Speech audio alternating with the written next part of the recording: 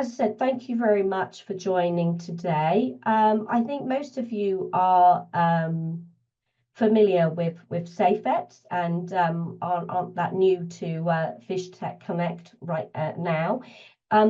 But if you are new to the space, then please do take a look around. Definitely have a look into the welcome space and the intention and the purpose of this platform, and reach out to me if you have any questions. For now, though, however, I am very excited to introduce today's webinar, which is Fighting Illegal Fishing with Data and New Tools for Smarter Screening. And this is presented by Celeste Leroux, co-founder and CEO of Goldfish. I'll shortly hand over to Celeste. But as I said, today's webinar will be recorded and we'll take questions after the presentation. So without further ado, I'm going to hand over to you, Celeste, and turn my camera off and give you the floor. Okay. Hi, everyone. Hope you're doing well. I'm in San Francisco, by the way. I guess Inga was saying where she is. So I am going to go ahead and dive into my presentation. I'll have a PowerPoint going the whole time, but I'll keep my camera on. Let me go ahead and get this started. Okay. Inga, can you confirm you can see that all right? Yes, we can see that. Perfect. All right. So it is a pleasure for me to be here. I haven't done a webinar in a while, and I was just telling Inga, it makes me feel like it's kind of my yearbook for what Goldfish has been up to this year, what we've been seeing happen, and I'm really excited to share all of that with you. Those of you here live now, and those of you who will watch this later. For what it's worth, I'm giving this in December of 2024, so things like regulatory context are going to change over time, sometimes over weeks, sometimes over months or more, but here's a time marker. Here's what we'll be going over today. So I will introduce myself briefly and my background in IUU fishing and supply chains. We'll talk a little bit about the larger trends that are going on in this space, and then we'll dive into some of the data that we have made available as a company to help combat this and the tools that we've built. And my goal is to get you all excited and enthused to use this data, use these tools, and we'll talk about things we can do together in 2025 and beyond. That's my face again. My background, originally, I was a marine biologist in Alaska, but I ended up spending most of my career to date in Washington, D.C., where I worked in the U.S. government. And the last 10 or so years of my time in government were really focused on statistics like this, concerns about the amount of illegally harvested seafood that was making its way through supply chains. I had a great opportunity to lead ocean policy in the Obama White House. And part of my role there was to head up this presidential task force on combating the trade of illegal seafood and trying to remove the US as a market. That whole effort really generated interest in creating a regulation that would take a lot of data about seafood sourcing coming into the United States and use that as a tool to keep illegal seafood out. Sounds logical enough. What I was able to do is head up this task force, write the regulation, and then run the regulation that I had written, which is called the Seafood Import Monitoring Program. While I would say most people were celebrating a job well done, for me, that's when the music stopped, because I started to see this. I started to see the quality of the data that was actually moving through supply chains and how problematic it was. I saw the audit failure rates of this program and learned more about what was going on across the government, and it really concerned me. There were huge issues of data quality, of the availability of data at all, and the due diligence expectations on this data were completely unreasonable and were only getting more and more intense. NOAA's failure rate for audits under this seafood import monitoring program in their last report to Congress actually exceeded 50%, which means that most of the supply chains that they check are incomplete or have inaccurate information. That is a major problem that is symptomatic of something we all should be paying attention to. There's a lot of attention that has been paid on combating IUU fishing on the water. But what I feel is that when that product has made its way into the supply chain, essentially after the product is landed, the efforts to get it out are much, much more limited. And that's really where I have expertise and want to focus my time with you today. So there are some trends in government. I'm focused here largely on the US, but there are trends that percolate out beyond just those premier markets. In the US, we have everything from super, super granular restrictions coming into play, like the Uyghur Forced Labor Protection Act blocking very specific Chinese processors from contributing to US seafood imports, to sweeping expectations like the Food and Drug Administration's FSMA rule or Food Safety Modernization Act that is digitized, well, it's not really digitizing, but it's upping the expectation of one up, one back traceability in supply chains across all kinds of food, including the vast majority of seafood. And it goes all the way to the point of final sale and starts at the point of initial production, whether or not that was in the United States. So if you work in seafood supply chains at all, this one will become on your radar sooner or later. We're also seeing some movement finally in the EU with the digitization of their catch certificates.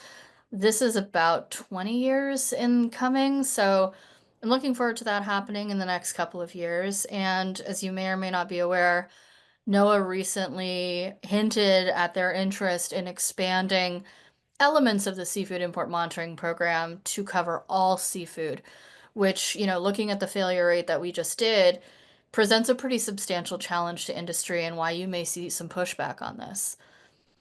One thing that I've learned after leaving government was that industry really is facing two sets of rules. There are the rules of government, and then there are the rules of the market. So, what standards are in place? What eco labels are out there? What other sourcing policies are they being asked to adhere to? And in some cases, like the outlaw ocean reporting, what new emergent issues are showing up in the press that have nothing to do with any regulation, but are now a new supply chain risk? So this is the context in which I sort of have come to. This is my essentially thesis for you guys. I believe I have come to the conclusion that focusing on digitizing traceability has really created a garbage in, garbage out problem in supply chains. We have made a lot of effort to digitize without a lot of care taken on the accuracy of that information.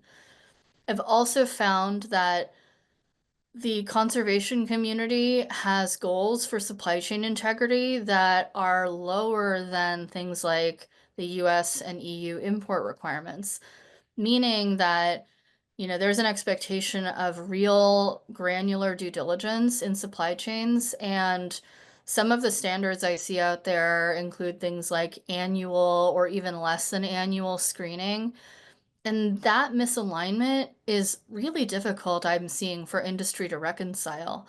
They want and need to adhere to both of these, but as the conservation and regulatory requirements drift farther and farther apart, it really strains their capacity to do everything at the same time. And this is why I felt compelled to create Goldfish, because I saw these problems and I felt like they weren't being addressed elsewhere in the market. So I'll tell you right now what we were shooting for. We want to improve digitization, and by that I mean to remove some of the garbage in problem, take the errors out of typing things into spreadsheets. We need to be able to speed up the process of screening vessels. If you have to enter vessel information every time you're sending seafood to certain countries, you need to know if that vessel has problems with it that law enforcement or other people might find later. We also realize that there's a brand protection issue, like I mentioned here. There are emerging risks that are regulatory and non-regulatory. And we need to look out for those smaller providers that are trying to access global markets. And in the face of all of these mounting expectations, that can feel farther and farther away for them. What we started doing at first was ask ourselves, well, who is the arbiter of truth? Who knows whether or not this information is accurate or not accurate? And if you look at the way regulations are written, it really ties into what governments are putting out there as authoritative data. For example, is this vessel really registered? Is this a fishery? Is this vessel blacklisted, right? There are certain authorities that put out public information, and if you're in the business of checking, that is the real source that you need to rely on because they are the authority. They're not a third party. They just are putting out their own information, making it public, and there is an expectation that industry and the general public is able to do due diligence on that. Um, if you have ever done anything like this before, you know how laughable that is because this type of information is all over the internet. It is extremely hard to find. It is not synchronized. And that is one of the first things that we realized when we started building out data sets like fisheries. I won't go over exactly all of these as I'm speaking, but trying to harmonize, for example, the 500 different ways fishing gear is written across different trade regulations, etc. Trying to figure out how to help people make sure that they don't say that they were in one exclusive economic zone and then an FAO area that doesn't match that at all. That requires a lot of harmonization, meaning taking all of the variables and mapping them against one another to make some of that harder behind the scenes work seamless for somebody who largely is not a subject matter expert, right? They may not have any idea what they're typing in, but they're doing their best with the information that they have in front of them. Now we'll dive into some vessel data. So this is kind of fun. If you've never seen an API before, that really was our initial deliverable. In spring of this year, we released our API that includes a lot of the information that I just touched on: a global index of species, a global index of known fisheries with over 11,000 of them, and a huge repository of vessel information from national registries all around the world that we maintain in a single harmonized source so that you can get a clear picture of all of the vessel information available to you, where it comes from, and make decisions based on that. Instead of having to look at all of these different sources independently, try to decipher it in your head and, do your best. The way that APIs display data is in code, which means it's really hard to decipher for a normal person. So part of what I'll talk to you a little bit about today is the journey of going from a repository of data into our later projects this year of building user-friendly tools, because we ultimately realize it doesn't matter if we've built the biggest data sets in the world on this stuff, which we have. If I can't get people to use them in their operations, we aren't achieving our goal of trying to help keep this product out of supply chains when there's a problem. So the text in red that you see is essentially like the code that comes out of an API. An API is essentially how two computers speak to each other. So what I've done in the subsequent slides is taken this API code and turned it into some tables so you can see a little bit more about the vastness of data that is actually available now in a harmonized view. Um, like I said, we've got about 350,000 vessels in the data set right now from around 40 different authoritative sources. Either later this week or early next week, we'll be announcing a massive expansion of that, but I'm going over with you today the current version, which means we're able to go over 3 vessels instead of maybe 1 with all of the new data that's going to be added as soon as next week. So Here's the first one that we'll take a look at. Um, my team did not choose a vessel that was easy to pronounce, so I'll just say the Bulgarian vessel. I'm highlighting in blue text the information that I want to draw your attention to. All of this is coming out of our API though. So whether or not you're interested in another vessel identifier, we, for example, have had users who are trying to plug something into a third-party system like Global Fishing Watch, and for that they need like a call sign, but they're not getting a call sign from the industry partner that they're working with. So they have to come to us to find out what the other identifiers are for that vessel and plug it into their third-party system. We're trying to make things like that easier. So we had to deal in this case with alternate names that may or may not be in English characters. That was an interesting thing to have to reconcile. An example of what we do to support harmonization is here in gear types, where we take a number of different ways a gear type can be written that are common in compliance expectations, and we put them all together. So you may see this as OTM, the FAO code, or you may see this as 03.21, or you may see single boat midwater otter trawl, or you may see a fraction of that. And so we've created a system that allows you to search for partial information or information coming at you in any one of these different variants. Another thing, and to be honest with you, I just learned that this was in our API today. This piece of indicators, so this is whether or not information from a vessel should be available based on public records of equipment on the boat. So this vessel should have AIS, ERS, VMS, call sign. Um, if you are not finding that, that could be a problem. Depends. Um, Here's another vessel, and this one, you can start seeing something looks a little suspicious when you look at the flag and it says not specified. That is an indicator something's going wrong. We also pull in previous history information. That's something I'm really excited about because most vessel registries will only present to you what is currently available. But when you're trying to do something like supply chain due diligence, you may be dealing with seafood that was caught a while ago, and information could have legally changed about a vessel, but it looks wrong to you now if you're just looking at the current version of a vessel registry. So we've spent a lot of time building out a back layers of data so that folks can search for the information as current at the time of harvest. I think that's a very interesting layer that opens up a lot of utility for folks who are looking into time-sensitive data sets. This particular rundown is just previous names, previous flags, previous call signs that are publicly known to have been associated with this vessel.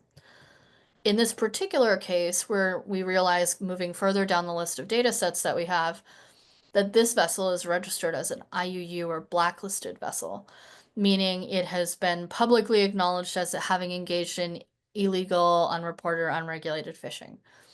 We list here all of the different RFMOs or national organizations that have publicly listed this, so you should know if you're associating fishing in one of those areas. And then we've also pulled in the infractions that have been associated with this vessel in case you want to do further research. So as you look at this information, I can't tell you all of the different applications it might have in your work, but I hope you can think through some of them and how it might help you guide yourself toward targeted, direct focus on vessels or supply chains that might be a particular problem. This is the last vessel we'll take a look at today. So this one, Shunhang 8, is a Chinese vessel. At first glance, it doesn't look like there's really a problem with it. It's got call signs, it's associated with an RFMO, there's a normal amount of information about it. But as you move forward in this information, you will eventually see that this vessel has been flagged as potentially engaging in forced labor by the Outlaw Ocean Project. Outlaw Ocean is a nonprofit organization that has done quite a lot of investigative journalism and publicly called out vessels that it has found to engage in illegal fishing. sorry, forced labor on board. This does not mean that the vessel is operating illegally. It means that there is a brand risk associated with this vessel now. So it presents a unique new type of challenge that I think companies are still struggling with because in many cases it's risk, but nobody wants to be called out in the press because they're sourcing from vessels known to have forced labor. So it really depends on the sourcing policy of that particular company or any of their subsequent suppliers or customers, whether or not this is something they need to check for. But in our case, we had somebody, a major US distributor, come to us panicked about all of that data in under 24 hours so that they were able to do this type of screening in their system. Um, as we look at some of the other complications with this vessel, so this is all information that came from the Outlaw Ocean dataset. They have, for example, the concern that they have highlighted, which is that AIS data was turned off at a point of time in February of 2018. They've listed license numbers that are known to them to be associated with that vessel, and a couple of other interesting pieces of information. We always indicate in our API where this information is sourced from, so people can assign different weights to it depending on the source if it matters to them. Now we're going to get into user tools. So once we released this API, we were adding more and more vessels, adding more and more information to it, and we started to realize that this is an unbelievably large amount of information that we need to figure out how to make it more tangible, more readily available to the people who might like to use it. So I'm going to walk you through some of the different things that we did for that. I'll just talk over these short videos. The first thing that we did was make what's called a sandbar. So when you have an API, that's all of this technical information. And we've taken a piece of that information, so a full copy of this API with a limited data set, and made this publicly available. It includes things like what's called a schema. So every little piece of data that's in that API is defined. There's an explanation for what it really means in plain language. This allows people who want to build tools on top of this API in their own system or something completely new to self-serve. They can build out integrations without any cost or any involvement from us. And then when they want to access the full database, when they want to access, all of those benefits of having a real tech service, they can reach out to us and we can support them. This was a really important tool for us because it allows people to explore this at a technical level on their own, and it's something we're really proud of. The next thing that we worked on was a vessel lookup tool. So we realized that APIs are great, but a lot of people, even people who have some software, don't have the capacity to integrate an API. That's a pretty high technical bar. And we were mindful of that in thinking about our goal for accessibility. We want everyone to be able to check this information. We want them to be able to catch bad actors. We want them to be able to say compelling, positive things about their sourcing. And that can be done by using an API, but if you don't have the resources to leverage that, we didn't want it to be a blocker for you to at least get something done faster than the status quo. So we created this vessel tool, and this little video is something I haven't actually shown anyone before, but I asked our staff to manually check for a vessel's information, missing identifiers, blacklists, if there's withhold release order, meaning a trade ban against it. And I had them record their screen and I said, take as much time as you need, figure it out. They spent about 20 to 30 plus minutes trying to find this information. They ended up extremely frustrated and unsure if what they had pulled together was accurate. Then we did it in Goldfish, and you just type in any identifier you have for that vessel, and it took 2 seconds to get the answer with a complete risk profile. This is a really dramatic upgrade in the expectations of what people can do. The reason we made this freely available is because I really want the folks on this call and the folks that you talk to understand that a manual check once a year is an unacceptable level of due diligence. It's unacceptable to meet regulations, but it's also unacceptable because now there are free tools out there to do this much more expediently. This will be a theme of the rest of my presentation. But to pull all of this together, we've really got an impressive new tool for fast, easy detection of potential risks. I listed fraud on this website because actually it's something that we found is a very interesting piece. For example, when we are running checks, sometimes you will see information about a vessel that is like two identifiers and they don't match. Sometimes that can be a benign error, like a typo, but other times they might be using like a real IMO number and then like a name that doesn't match it. That can be an indicator of something else going wrong.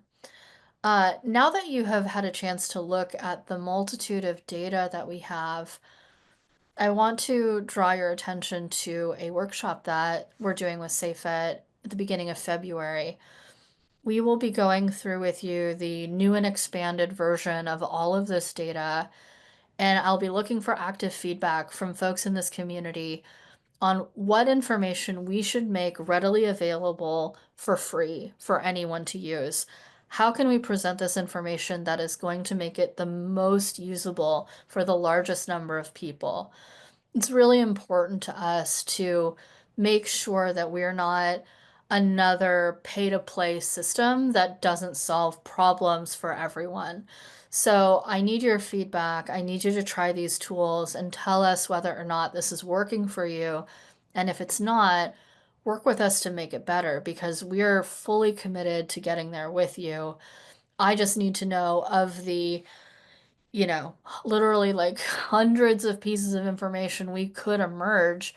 What do you need to see? What would be most helpful? And what can we maybe save for another tool? So that is my little pitch and preview for the workshop that we'll be doing next year. It'll be a great opportunity to dive into our data sets in plain language, talk to our product team directly, and help us build something amazing in 2025 that more people can use. After we built out these little tools, we started getting an itch to make forms. So I had mentioned earlier before the data in, garbage out problem. This harkens back to actually our very first project that we did last year, which was a consolidated import form that collected all the information that someone would need to send something, let's say, to the United States through customs and check it all in real time. These are a couple things that we built out this year. So on the left is a form that could be used to create a vessel list to submit to the Marine Stewardship Council. So let's say that you're an auditor or a fishery and you need to get this information to MSC. There is an expectation of due diligence there that you have checked this vessel and whether or not it's legal. If you just enter any vessel identifier with us, we will create a form for you for that fishery and give you the status of the vessel right there in real time. And you can document your due diligence here. I think this is really compelling. And it also ties into something else that we did, which is pull in not only all of the MSC fishery certificate data, but the vessel lists associated with those certificates. That was an extraordinary manual process on our part that we're committed to keeping up to date.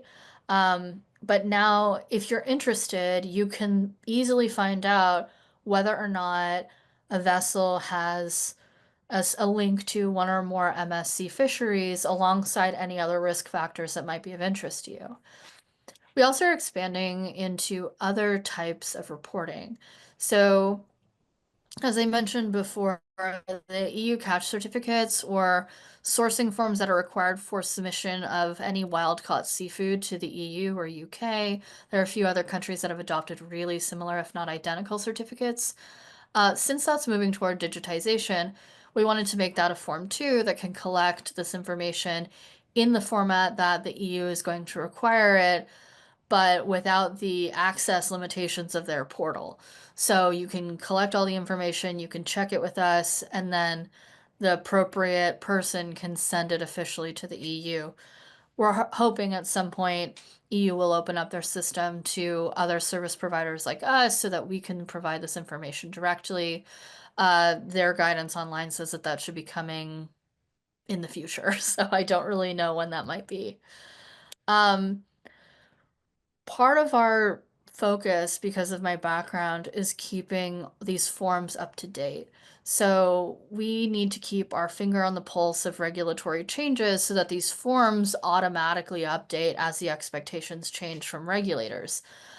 We've created at this point forms for FSMA, the Food Safety Modernization Act, which makes us technically a traceability provider, if that's your thing.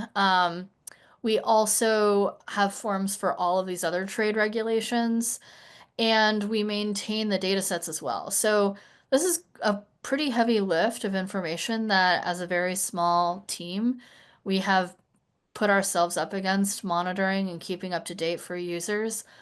But it's something I'm very proud of having, and I am not aware of anyone else who is doing something like this. So I wanted to make this available and known to this community because I think we're providing something that is not available elsewhere that could help a lot of people in a lot of ways. And as a small, young company, our limitation is really being able to get out there enough. So, again, I really appreciate SafeIt for putting together this webinar. It means a lot.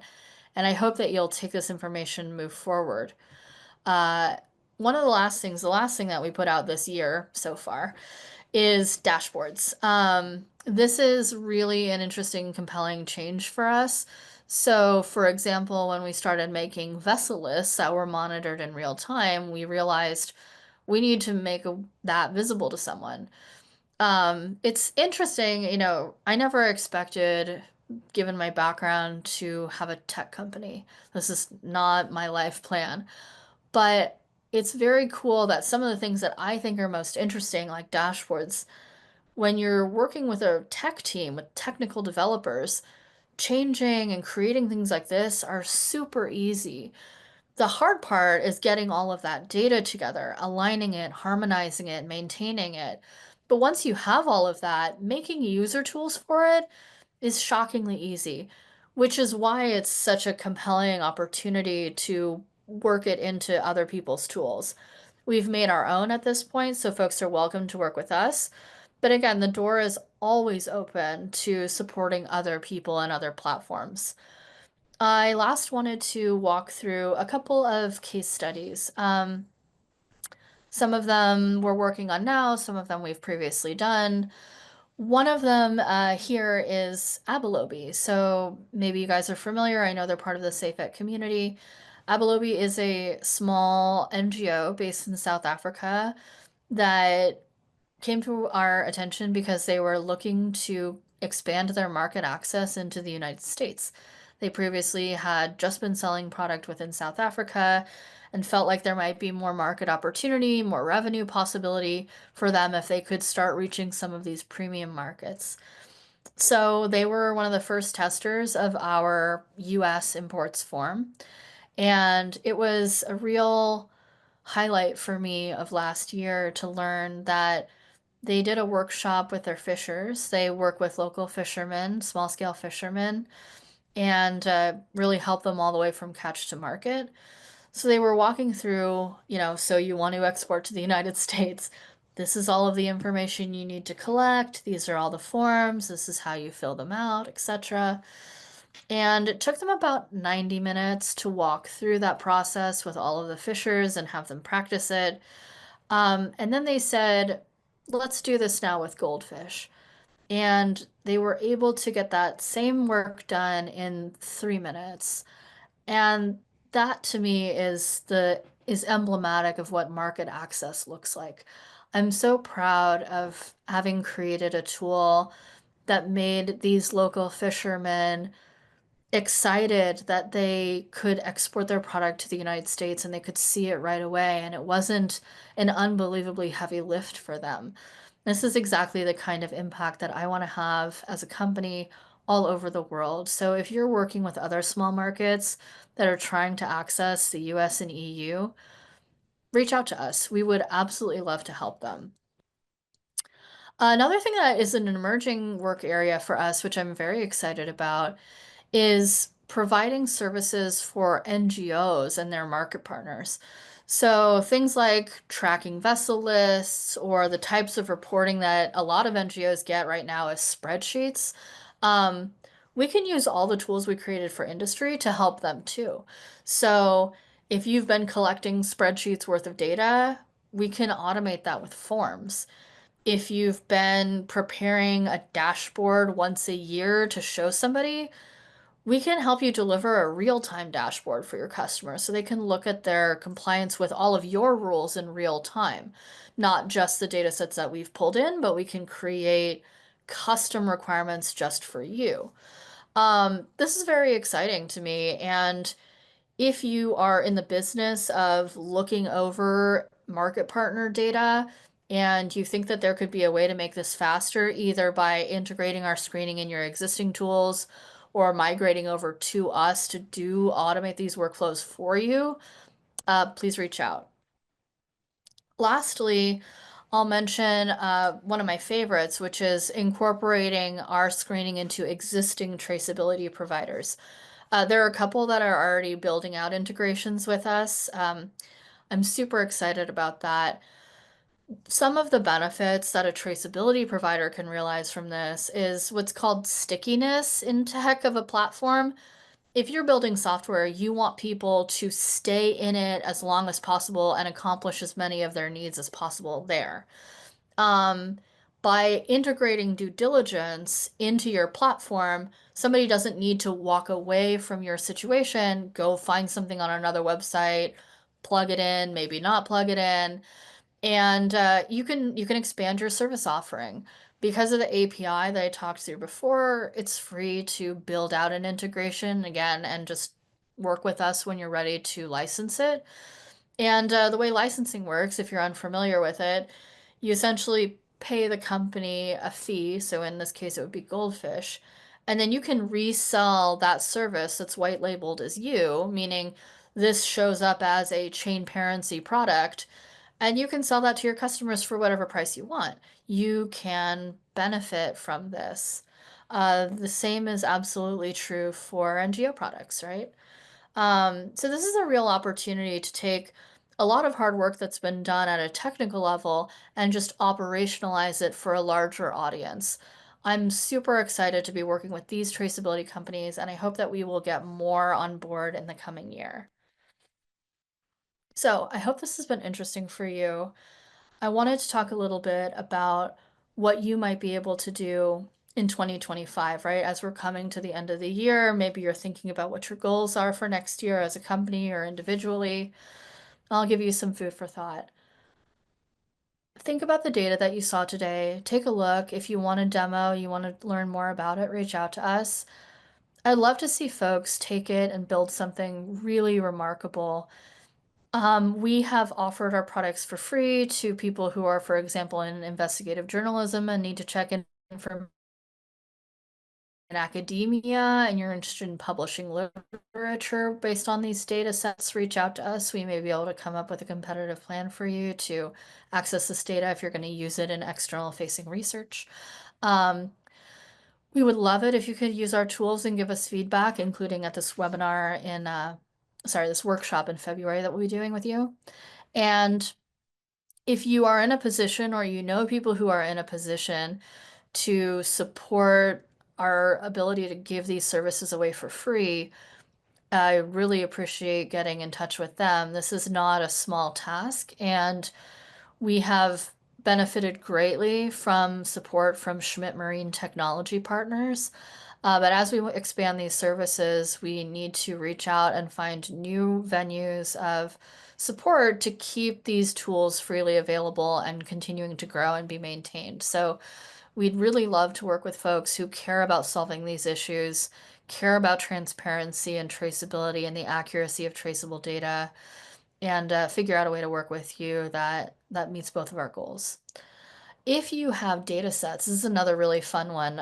When we start working with somebody, they will give us a bunch of data that they found over the course of their careers and would like us to incorporate. We love that. We love data. We love cleaning data. If you have things, I actually have it up on our website. You can just contribute it anonymously if you don't feel like it's your place to actually say that something is there. Um, there's a lot of opportunities to give us feedback either in these workshops, virtually, on calls. We're very actively interested in working with anyone who is using our tools or wants to use them. My last request is that collectively we really agree that it's time to raise the bar, that continuous monitoring of supply chain integrity has to be the new status quo. We cannot put industry in the position where they're meeting one bar for government, a completely different bar for somebody else.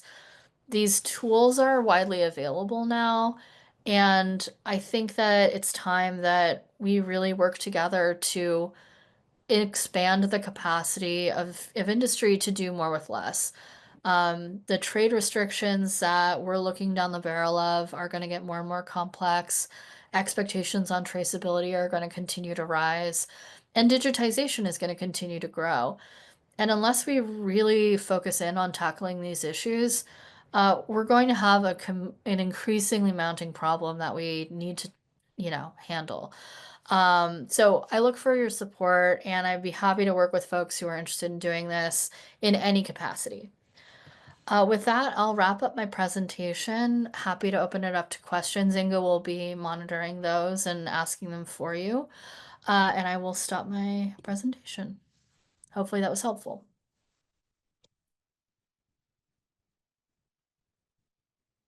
Fabulous. Thank you, Celeste. That was great. Thank you very much. It's great to hear the challenges that Goldfish identified and the route to the suite of solutions you provide today. And especially good to see some success stories as well with the Abelobi partnership.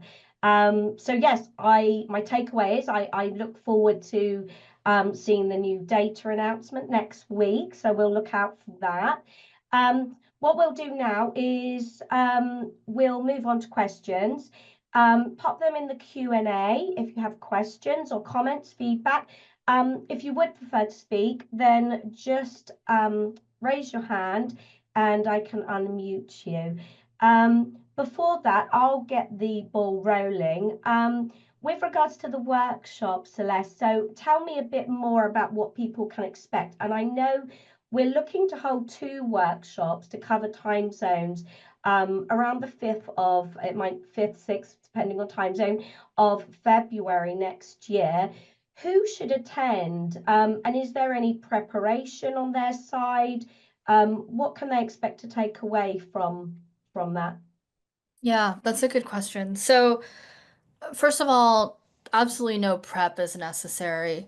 Uh, what we will be doing, and maybe that will help folks understand if they should attend or not, is walk through in much more detail the information available in our databases. So, what does it mean to have a global index of fisheries or species or gear types? What we have something like 70 different vessel attributes right now. The expansion will have like 150. It's really extraordinary how much information is out there about this. We want to walk through subject matter experts who are familiar with this data, are familiar with looking at it, and want to think through how it can be useful to them. In free public tools, in more advanced research tools. So I would say if seeing this type of data, talking to people who understand how it was prepared and how it's formatted is of interest to you, you would be great for this. If you are moving into the direction of working with technical data or you're more interested in the granularity of supply chain integrity, great for you. Um, And yeah, there's really nothing else that you need to do to prepare. We'll try to host it at whatever time zone works for you. And if you can't make one of those, we can always get your feedback another way. Perfect. Thank you.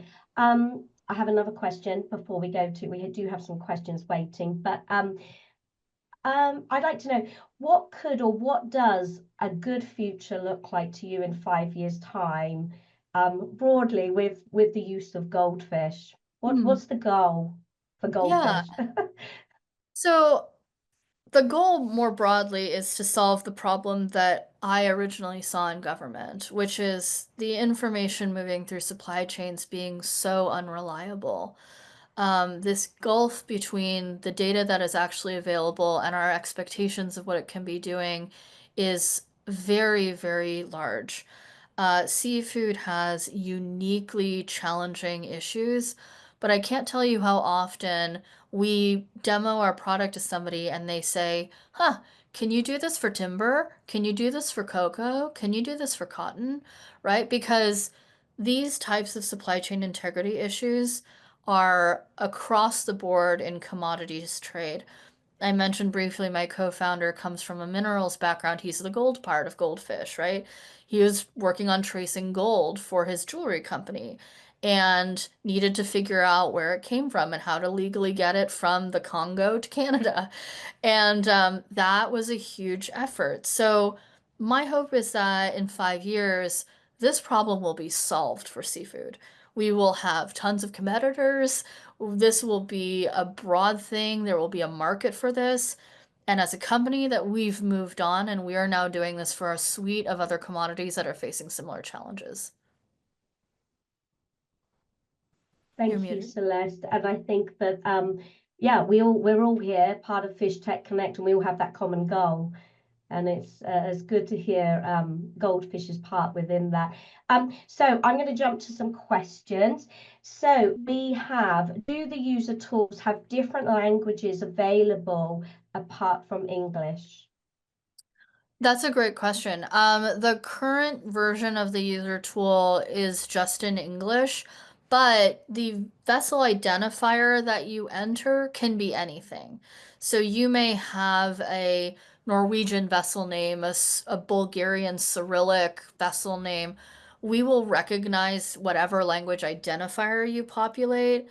What you wouldn't have in your language is just the name of what each thing is. So, for example, we have not translated the word outlaw ocean into every other language. That is absolutely something that we could do. And if that is multi-language support is something that would be helpful, I'd love to hear which languages are a high priority, for example, at our workshop. Perfect. And just to note as well that after this, the recording will be uploaded, and so you can also reach out to Celeste through direct chat as well.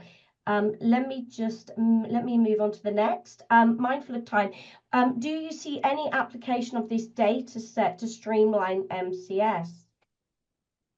Um, I don't know what the use case is of MCS not.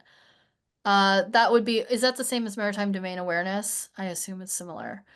I can tell you a couple of use cases in that space as long as I understood the question correctly.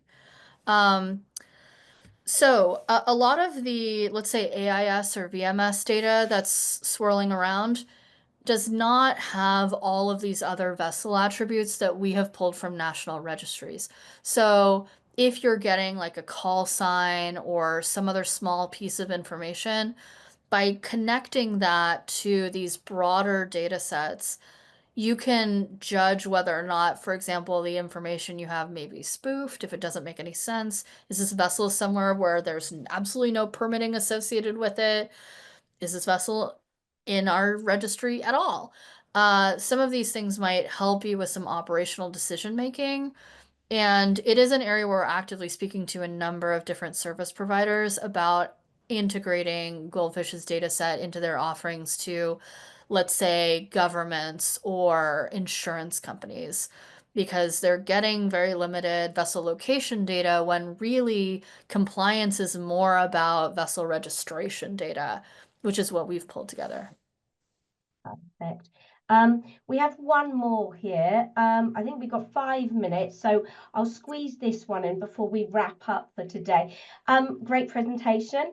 Have you considered whether electronic monitoring system uptake and the types of high resolution data sets that are potentially available from that might be integrated with your platform? Yes, we've been talking to electronic monitoring companies since the earliest days, since before we had any product built. Let me be honest and tell you some of the issues we've encountered very early on. Number one, who owns electronic monitoring data? Who is the source of this? Many times, electronic monitoring companies that we talk to actually don't have the authority to do anything with that data. They're a pass-through mechanism of data that is owned either by a government or by the fishing vessel itself. So as much as they may want to integrate information into a larger service, they don't directly have the ability to do that. So it requires them acting as a middleman either to the government or to the fishers who own the data. We haven't had any company get past that hurdle yet, but we are very open and very interested in engaging with companies who have this data and see the market application. I can give you an example. One of the companies that reached out to us about this had fishers that they wanted that wanted to sell into new markets like the US and EU, and they wanted to be able to showcase how much information is available about their vessels and fishing operations.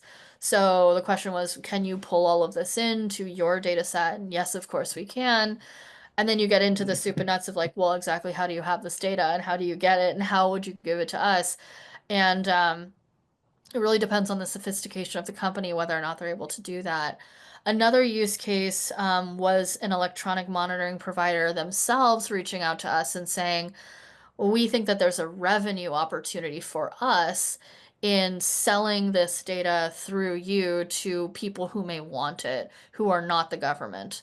Um, I think that there absolutely is a market case for that. And if there is somebody in the EM space that has this information and is interested in making it available through a variety of tools, we can make them free tools, we can make them paid access tools. That is, yeah, we are data nerds. We love working with complicated data sets, and even if it's limited, we'd be happy to work with you on that. Thank you. Thank you for Celeste. Thank you, Celeste, for that.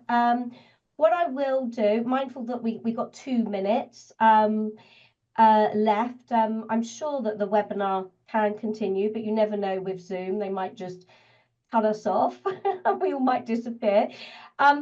If you have further questions, please do reach out to Celeste through the platform. We will upload a recording. But for now, what I want to say is we will share the workshop details soon, share more information on that. I want to thank everyone for attending today, and a huge thank you to Celeste for presenting a fabulous presentation. And we look forward to next year's workshops. So I think that's all that's left for me to do is say have a wonderful end to 2024. I wish you all a peaceful 2025 and good morning or good afternoon or good night in my case. And yeah, we look forward to you attending another webinar next year and Celeste Goldfish workshops. Thank you very much. Thank you, Celeste. Bye-bye.